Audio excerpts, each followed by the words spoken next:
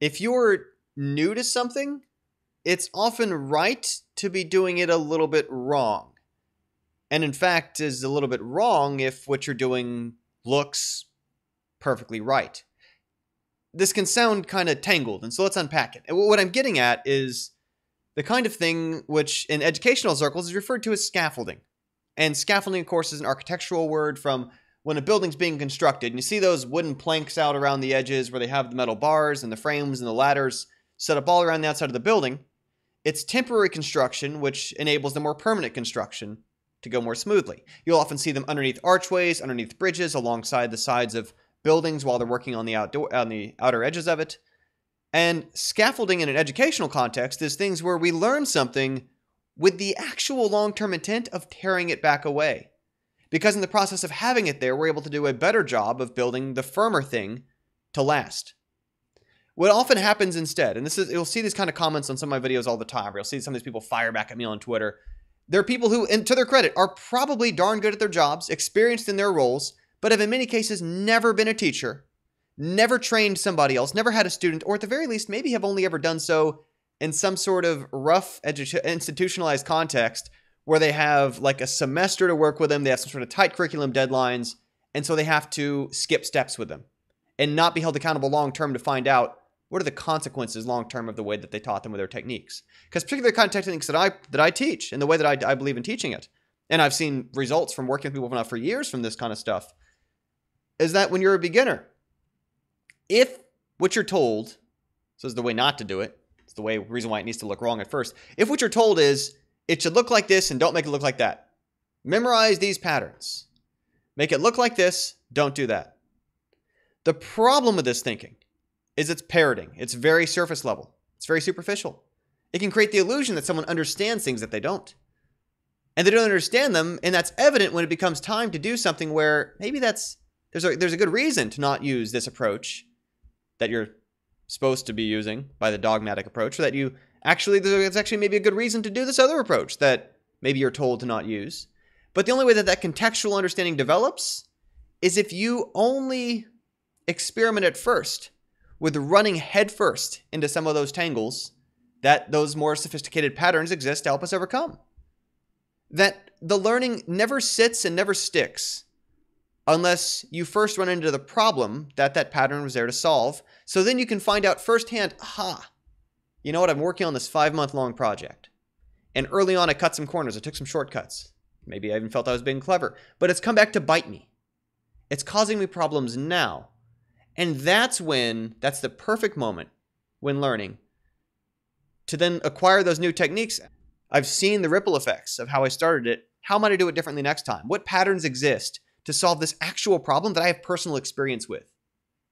Because if that's not someone's approach, if they don't learn it by first running into the challenge and then discovering that there is a solution that exists around this, then they wind up with, like I say, this very dogmatic, rote approach, superficial, parroting, of being able to fake looking advanced when they're not, because they don't have an understanding of when and why or how these actually address a real problem that we can run up against.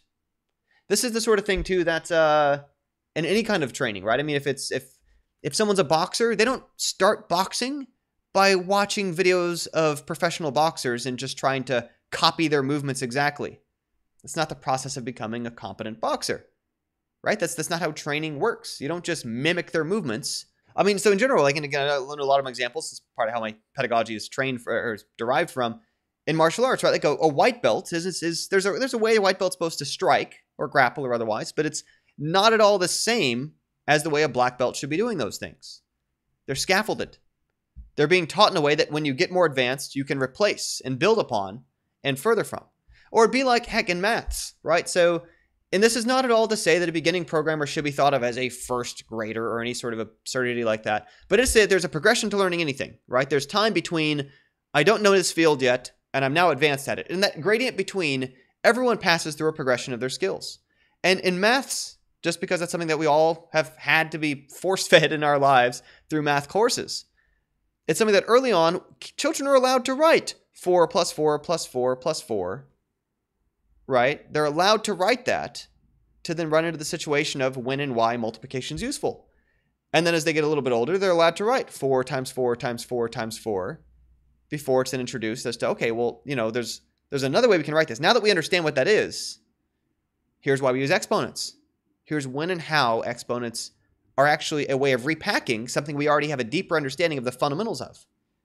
And what winds up happening is that it's instead closer to if somebody marched in there and said, no, we're going to skip that nonsense. Never let them write 4 plus 4 plus 4 plus 4. Never let them write 4 times 4 times 4 times 4. From day one, we're going to show them the correct way to do things, which is using exponents.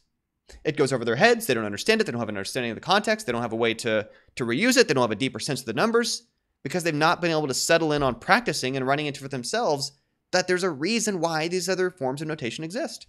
And that same thing's true for programming all across the spectrum, where so many things that seem like the proper way to do things are, frankly, syntactical reorganization. A shorthand for representing something that otherwise could be done in a much simpler fashion, but would become unwieldy to manage, or would become extra code, or would become too messy to try to maintain, etc. But where that learning lasts is if they first can run into those mistakes, run into those challenges, make those problems for themselves, and then realize and have it happen to them in a way that they can survive, in a way that they're not banking their savings on it, in a way that they're not, going to get fired from a job for it because it specifically should be in a learning practice context. Then they can recover from that with a deeper, richer understanding of here's why, when, and how certain patterns solve specific real issues we run into. That sort of parroting superficial context, the other big problem with it is because they typically only hold up if nothing ever changes about the world. If technology never changes, if programming languages never change, if environments never change, if markets never change, if the whole world constantly is changing. And I said some other video recently where I mentioned this, right? That like in the lifetime of a programmer, you'll go through a lot of different programming languages. You'll go through a lot of different changes in paradigms. You'll go through a lot of different changes in context and how you have to reach and apply things. And the problem with that superficial approach of I've been told to always do things this way, not do things that way, is because they lack a foundation. When things shift out from under them, they can't keep up. Because all they know how to do is the thing that they have internalized deeply from their teacher saying, do this, don't do that. They don't understand why.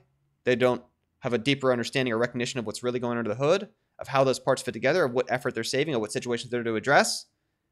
And this becomes a dramatic problem. And it's reasons, too, why today we see people who they've been making games now for quite a while, but because they haven't kept up, they spend a very, very, very long time inefficiently producing something that if they would catch up and use a more modern development approach, more modern tools, more modern processes, more modern attitudes, better reflecting the situations that have changed about our technology, horsepower, our distribution systems, the advantages of existing infrastructure, and so on, they could be getting the same kind of results that instead it would take them years, could be doing some of that stuff in weeks, could be doing some of that in months, could be doing some of that at the very least faster in a way that allows them to then use that extra time. It's not always just about faster, right? That extra time becomes time to iterate, time to experiment, time to get feedback, time to take a break from it, time to do other things with your life, and then come back to it and reinvest your energy into it.